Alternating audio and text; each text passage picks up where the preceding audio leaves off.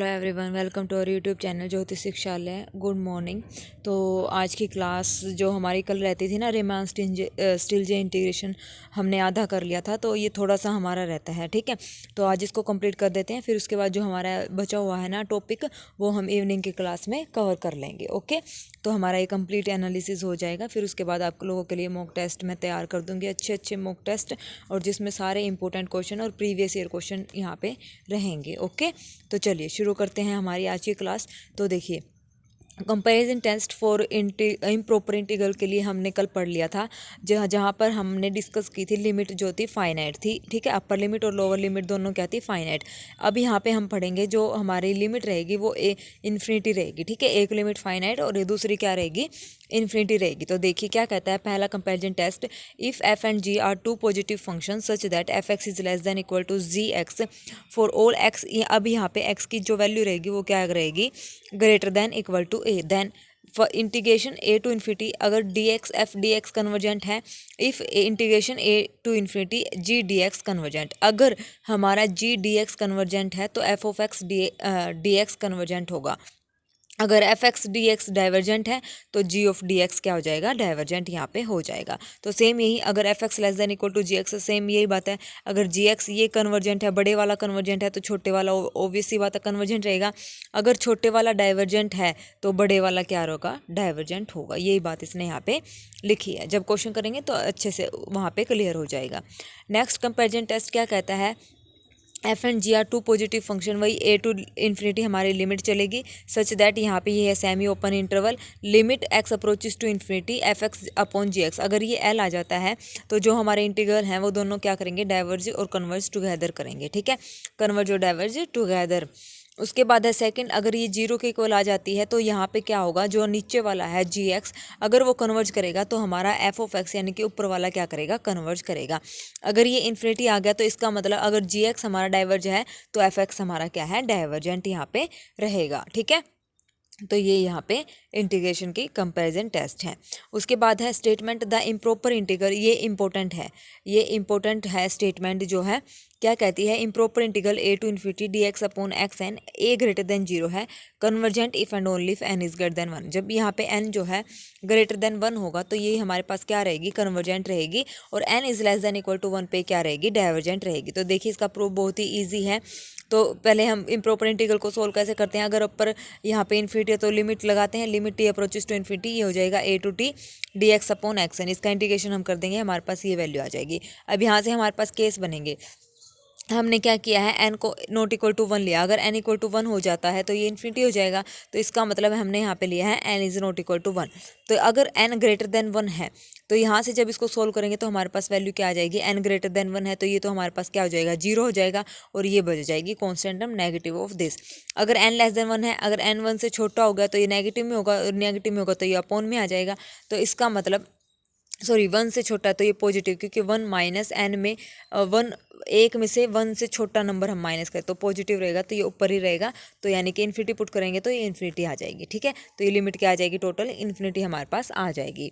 उसके बाद जब एन की वैल्यू वन है तो यहाँ पे एन एक्स की, एन की जगह वन रखो, तो ये integration A to infinity one upon x D x. तो यहाँ से लिमिट लगाएंगे, इसको सिंपल सोल्व कर देंगे तो हमारे पास आ जाएगी इन्फिनिटी। तो इसका मतलब ये कन्वर्ज सिर्फ कहाँ करेगी, जहाँ फाइनाइट वैल्यू आ रही है, एन ग्रेटर देन वन पे फाइनाइट है तो कन्वर्जेंट है, और एन लेस देन वन पे इन्फिनिटी, और इक्वल टू वन पे भी है इन्फिनिटी, तो ये क्या है, डाइवर्जेंट है हमारे पास। इंपॉर्टेंट है, ये प्रूफ आप लोग कर लेना। ठीक है, उसके बाद है ये कुछ एग्जांपल हैं, एक दो एग्जांपल मैं यहाँ पे करवा दूंगी, बाकी आप लोग खुद निकाल के यहाँ पे देखेंगे। ठीक है, तो देखिए फर्स्ट एग्जांपल हमारे पास क्या कहता है, improper integral zero to infinity है, हमें इसको सोल्व करना है। ये सारे इंपॉर्टेंट एग्जाम्पल्स हैं।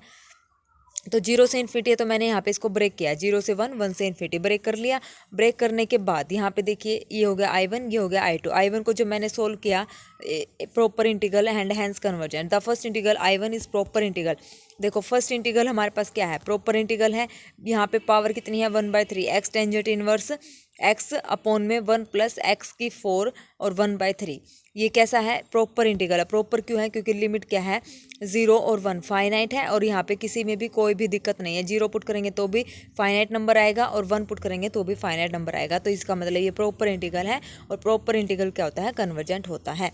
अब हमने ये एफ ऑफ एक्स ले लिया, एफ ऑफ एक्स हमने ये ले लिया, तो हमने क्या किया, ये एक्स है यहाँ से हमने कॉमन लिया x की पावर, ये 4/3 का कॉमन ले लिया। अब ये ऊपर x है तो इसको माइनस करेंगे तो हमारे पास आ जाएगा x की पावर 1/3। तो इसको हमने सिंप्लीफाई कर दिया। तो यहाँ से अब देखो gx मैंने क्या ले लिया, ये जीरो पे प्रॉब्लम देगा, जब x को जीरो पुट करूँगी तो जीरो पे ये प्रॉब्लम देगा, तो इसको हमने मान लिया gx हमने ले लिया। तो f(x)/gx हमने निकाला, ये इसकी वैल्यू आ गई π/2 which is finite and non zero. तो कंपेरिजन टेस्ट से क्या होगा, 1/1 से इन्फिनिटी और 1 से इन्फिनिटी f और g कन्वर्ज और डाइवर्ज टुगेदर करेंगे। और ये g हमने ये लिया था, और ये क्या कहता है, अगर n<1 है तो हमारे पास क्या रहेगा, डाइवर्जेंट यहाँ पे रहेगी। तो 1/3 इज <1, तो इसका मतलब I2 हमारे पास क्या है, डाइवर्जेंट है। ठीक है, क्योंकि यहाँ पे क्या थे, इन्फिनिटी थे, इन्फिनिटी में क्या दे रहा था, दिक्कत हमें मिल रही थी। ठीक है, तो डाइवर्जेंट हो गया। उसके बाद देखो नेक्स्ट है hence by 1 I integral is, total मिला के क्या हो गया, डाइवर्जेंट हमारा हो गया है। ठीक है, तो ये क्या हो गया, 0 से इन्फिनिटी पे डाइवर्जेंट हो गया। नेक्स्ट सेम 1 से इन्फिनिटी इंटीग्रेशन है, इसको हमने सोल्व करना है। तो f(x) हमने ये ले लिया क्योंकि इन्फिनिटी पे इसकी दिक्कत है, तो ये ले लिया। इसको सोल्व करके हमने क्या करा, gx हमने सेलेक्ट कर लिया 1/x², क्योंकि यहाँ पे जब हम इन्फिनिटी पुट करेंगे 1 से इन्फिनिटी है ना, तो f(x)/gx हम यहाँ पे निकालेंगे। तो 1/x² हमने gx ले लिया, फाइनाइट वैल्यू आ गई, तो कन्वर्ज डाइवर्ज टुगेदर करेंगे 1/x² which is greater than 1। तो इसका मतलब ये क्या हो गया, convergent, this integral is convergent. ठीक है, तो अब ये थर्ड वाला और फोर्थ वाला आप लोग ट्राई करेंगे। ठीक है, चलिए नेक्स्ट हमारे पास है फोर्थ एग्जांपल, ये भी आप लोग ट्राई करेंगे, ये मोस्ट इंपॉर्टेंट एग्जांपल है। Integration 0 to infinity 1/1 + x -e⁻⁻x dx/x is convergent. ठीक है, अब ये मोस्ट इंपॉर्टेंट देखो, अब हमने बीटा फंक्शन की जो कन्वर्जेंस चेक करी थी उसमें इंटीग्रेशन की लिमिट थी 0 to 1, प्रॉपर इंटीग्रल था वो, तो वहाँ पे उसकी हमने कन्वर्जेंस चेक करी थी।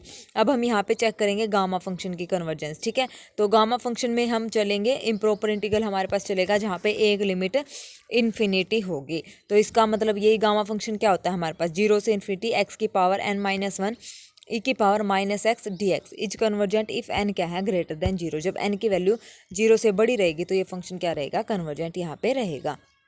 तो ये हमारे पास आई हो गया, इसको ब्रेक करेंगे 0 से 1 और 1 से इन्फिनिटी। तो I1 तो प्रॉपर इंटीग्रल है, तो ये तो हमारा कन्वर्जेंट है ही। तो उसके बाद इसको सोल्व करेंगे I2 को, तो f(x) हमने ये ले लिया। ठीक है, xn-1 इंटू में e⁻⁻x, तो ये हमारे पास हो गया, ये हो गया। तो उसके बाद द इंटीग्रल, ये तो सबको पता है, n>0 is called gamma function and is denoted by gamma of n which we shall study in detail 6th semester, इसमें लिखा हुआ है। अब देखिए the integrand f has infinite discontinuity at x is equal to 0 in close interval 0 to 1 if n is less than 1 and I1 is a proper integral and hence is convergent for n is greater than equal to 1। तो वो क्योंकि 0 से 1 था हमारे पास, तो ये क्या है, हमारे पास प्रॉपर इंटीग्रल बन गया, क्योंकि कोई भी दिक्कत वहाँ पे नहीं है। तो इसका मतलब ये यहाँ पे क्या हो गया, हमारे पास प्रॉपर इंटीग्रल हो गया, कहाँ पर, जहाँ n क्या है, ग्रेटर देन इक्वल टू 1 है। To test the convergence of I1 at 0 when n is less than 1, जब n की वैल्यू 1 से छोटी है तो हमें I1 को चेक करना है किस पॉइंट पर, 0 पॉइंट पर। तो हमारे पास क्या हो गया, क्योंकि 0 पे चेक करेंगे तो 1/0 समथिंग करेंगे तो क्या आ जाएगा, इस पर दिक्कत आएगी। तो इसको हम अपॉन में ले आएंगे x की पावर n-1 को, तो ये हो जाएगा हमारे पास 1/x की पावर 1 - s, ये हमारा gx हो गया। फाइनाइट लिमिट आ गई, कन्वर्ज डाइवर्जेंट क्या करेंगे, टुगेदर। तो यहाँ पे but the integral 0 to 1 g dx is equal to क्या है, integration 0 to 1 this is convergent. If and only कब कन्वर्जेंट होगा, जब 1 - n क्या हो जाएगा, लेस देन 1, और ये लेस देन 1, इसका मतलब n क्या हो गया, ग्रेटर देन 0। तो therefore the comparison test the integral is convergent for, जब n की वैल्यू लेस देन 1 होगी और 0 से क्या होगी, बड़ी होगी। Also it is proper integral for n is greater than equal to 1, hence I1 is convergent for all n is greater than 0। ठीक है, तो यहाँ से क्या कंक्लूजन निकला, जो n है वो क्या रहेगा, ग्रेटर देन 0 पे कन्वर्जेंट रहेगा। I1 की यहाँ पे डिस्कस हो गया। I1 हमारे पास क्या था, प्रॉपर इंटीग्रल था, प्रॉपर इंटीग्रल था, तो 0 पे जब मैं इसको क्या करूँगी, 1/x की पावर 1 - n करूँगी, तो ये हमारे पास 0 पे दिक्कत देगा। ठीक है, तो 0 पे दिक्कत देगा, तो इसको हमने कन्वर्जेंस यहाँ पे चेक कर लिया। अब हम चेक करेंगे I2 की। I2 क्या है हमारे पास, 1 से इन्फिनिटी। तो यहाँ पे हमने gx को पुट करा 1/x², लिमिट लगाई f(x)/gx, और ये हमारे पास किसके को लागे, 0 के लिए, 0 के को लागे फॉर ऑल x। ठीक है, तो इंटीग्रेशन 1 to g dx, अब ये 0 आ गई, तो 0 के केस में क्या था, अब gx पे निर्भर करता है, ये कन्वर्जेंट है तो f(x) कन्वर्जेंट होगा, अगर ये डाइवर्जेंट है तो f(x) क्या हो जाएगा, डाइवर्जेंट हो जाएगा। तो ये क्या आ गया हमारे पास, कन्वर्जेंट, क्योंकि n क्या है, ग्रेटर देन 1। वही जो हमने स्टेटमेंट करी थी, प्रूव करा था थ्योरम का, वो रिजल्ट यहाँ पे लगेगा। तो यहाँ से by comparison test the integral I2 is also convergent for all N, for all हर एक एन के लिए ये हमारे पास क्या हो गया, कन्वर्जेंट हो गया। Hence by we conclude that given integral is convergent if and only if N is greater than 0। जब एन की वैल्यू 0 से बड़ी रहेगी तो ये फंक्शन क्या रहेगा, हमारा कन्वर्जेंट रहेगा। मतलब एन इज ग्रेटर दैन 0 पे ये फंक्शन कन्वर्जेंट है, और एन इज लेस दैन 0 पे ये फंक्शन कैसा हो जाएगा, हमारे पास डाइवर्जेंट हो जाएगा। ठीक है, तो ये बीटा फंक्शन और गामा फंक्शन की कन्वर्जेंस जो है मोस्ट इंपॉर्टेंट है, अच्छे से आप लोगों ने यहाँ पे करनी है। ठीक है, तो ये हमारा रीमान इंटीग्रेशन जो है कंप्लीट हो चुका है। कोई भी किसी भी क्वेश्चन में आपको डाउट लगे तो आप कमेंट सेक्शन में कमेंट कर देना, वो डाउट आपका इवनिंग क्लास में ले लिया जाएगा। ठीक है, और इसका PDF अभी मैं आपको शेयर कर देती हूँ मेरे टेलीग्राम चैनल पर। टेलीग्राम चैनल जिन बच्चों ने ज्वाइन नहीं कर रखा है वो ज्वाइन कर लीजिए, मॉक टेस्ट जिन्होंने लेना है तो वो ले लीजिए। आज हमारा जो है सिलेबस कंप्लीट हो जाएगा। ठीक है, इवनिंग की क्लास में हमारा सिलेबस आज कंप्लीट हो जाएगा। ठीक है, तो अच्छे से तैयारी कीजिए। All the very best. Thank you. Have a nice day.